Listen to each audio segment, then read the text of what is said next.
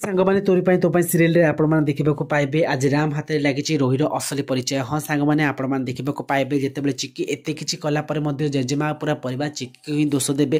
ଏ ସମୟରେ ଏହାକୁ ଦେଖି ନିଧି ଜମା ସହିପାରୁନାହାନ୍ତି। ଆଉ ସେ ରାମଙ୍କ ପାଖକୁ ଯାଇ କହୁଛନ୍ତି ଯେ ଆରେ ଭାଇ ଏମିତି ଆଉ କେତେ ଦିନ ତୁ ଚୁପ୍ ରହିଥିବୁ।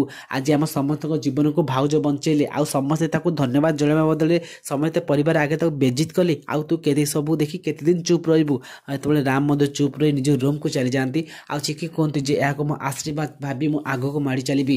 ଆଉ ଯେମିତି ବି ସକାଳ ହେଉଛି ଅନାଥ ଆଶ୍ରମର କିଛି ଡକ୍ୟୁମେଣ୍ଟ ଆସି ଚିକି ପାଖରେ ପହଞ୍ଚି ଯାଇଛି ଯେଉଁଥିରେ କି ଚିକି ବହୁତ ଖୁସି ହେଉଛନ୍ତି ଆଉ କହୁଛନ୍ତି ଯେ ରୋହି ତୋର ଗୋଟେ ପରେ ଗୋଟେ ପ୍ରମାଣ ମୁଁ ଏକାଠି କରିବି ଆଉ ତୋ ସମସ୍ତଙ୍କ ସାମ୍ନାରେ ପ୍ରୁଭ୍ କରିଦେବି ଯେ ତୁ ଅସଲି ଶ୍ରିୟା ନୁହଁ। ଆଉ ଏତେବେଳେ ରାମ ଆସି କହୁଛନ୍ତି ଯେ ତମେ ଏବେ ବି ଲାଗି ପଡ଼ିଛ ଶ୍ରିୟାକୁ ଗୋଟେ ପରିଚୟ ଦେବା ପାଇଁ ଅନାଥ ଆଶ୍ରମରେ। ସେ ତମେ ଭୁଲି ଯାଉଛ ଯେ ଶ୍ରିୟା ହେଉଛି ଅସଲି ଶ୍ରିୟା କାରଣ ଶ୍ରିୟାଙ୍କର ଯେତେବେଳେ DNA ଟେଷ୍ଟ କରାଗଲା ସେଥିରେ ପ୍ରମାଣ ଆସିଲା ଯେ ଶ୍ରିୟା ହିଁ ପ୍ରକୃତରେ ଶ୍ରିୟା। ଆଉ ଯେତେବେଳେ ଚିକି କହୁଛନ୍ତି ଯେ ସେ ପ୍ରମାଣକୁ ମୁଁ ଫେଲୁର କରିଦେବି। ତେବେ ଫ୍ରେଣ୍ଡସ୍ ଆପଣମାନଙ୍କୁ କ'ଣ ଲାଗୁଛି କ'ଣ ଚିକି ତାଙ୍କ ଉଦ୍ଦେଶ୍ୟରେ ସଫଳ ହେବେ? ଯଦି ହଁ ତାହେଲେ ୟେସ୍ ବୋଲି କମେଣ୍ଟ କରନ୍ତୁ।